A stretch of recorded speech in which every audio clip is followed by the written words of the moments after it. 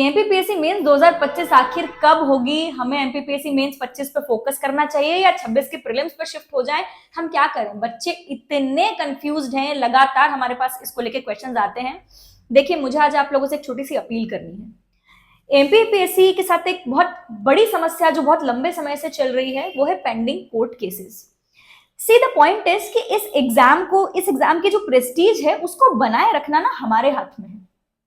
इस एग्जाम को लेकर लगातार आप नंबर ऑफ प्लेटफॉर्म्स पे देखेंगे डिसअपॉइंटिंग न्यूज, बच्चों को डीमोटिवेट करने वाली बातें, लगातार यही होता रहता है। Kindly I request you all, don't focus on any negative thing.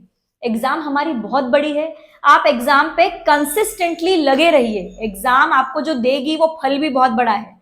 तो आप एग्जाम को लेके ना नेगेटिविटी सुनिए, ना कोई नेगेटिव माहौल बनाइए अपने आसपास। अब रही इस प्रश्न की बात कि 25 मेंस कब होगी और हम क्या करें। देखिए, एग्जाम जब भी हो, अगर आप एक सीरियस एस्पिरेंट हैं, अगर आप वाकई में एमपीपीएससी मेंस क्लियर करके एक बड़ा पद हासिल करना चाहते हैं, तो आप रिगार्डलेस द टाइमिंग आप इस एग्जाम पे लगे रहिए। ऐसा तो नहीं है कि एग्जाम अनिश्चित काल तक होगी ही नहीं। महीना, 2 महीना, 3 महीना एग्जाम को लेकर नया अपडेट आएगा। पीएससी भले ही कितने भी, ये जो हमारा आयोग है, कितने ही एलिगेशन, कितने ही केसेस से जूझ रहा हो, बावजूद इसके उसने हर एग्जाम को कंडक्ट करवाया है, हर इंटरव्यू कंडक्ट करवाया है और अपने तरीके से वो काम कर रहा है समस्याओं के बीच में भी।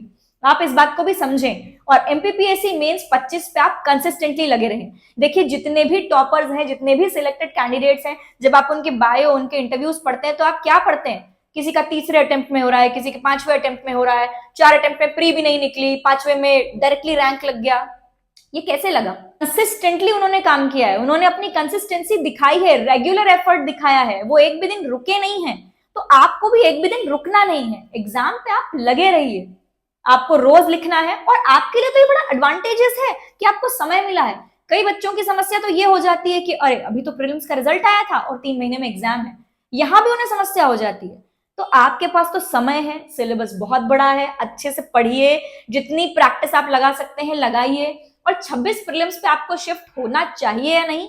देखिए, जब तक 26 प्रीलिम्स का नोटिफिकेशन नहीं आता, तब तक 25 मेंस के एस्पिरेंट्स को 25 मेंस के ही राइटिंग प्रैक्टिस पे फोकस करना चाहिए। आप ज्यादा से ज्यादा लिखिए, जो चीजें रह गई हैं सिलेबस में उनको अच्छे से, अब तो समय मिल गया है, प्रिसाइसली पढ़िए, अच्छे से तैयार करिए, लिखते रहिए। इनफैक्ट जब आप 26 की प्रीलिम्स पे शिफ्ट भी हो जाते हैं, तब भी 1.5 घंटा रेगुलरली निकालिए और 1.5 घंटे लिखना ही लिखना है। जब तक आप ये कंसिस्टेंसी नहीं दिखाएंगे, एग्जाम भी आपकी वैल्यू नहीं करने वाली है। बाद में एग्जाम को दोष मत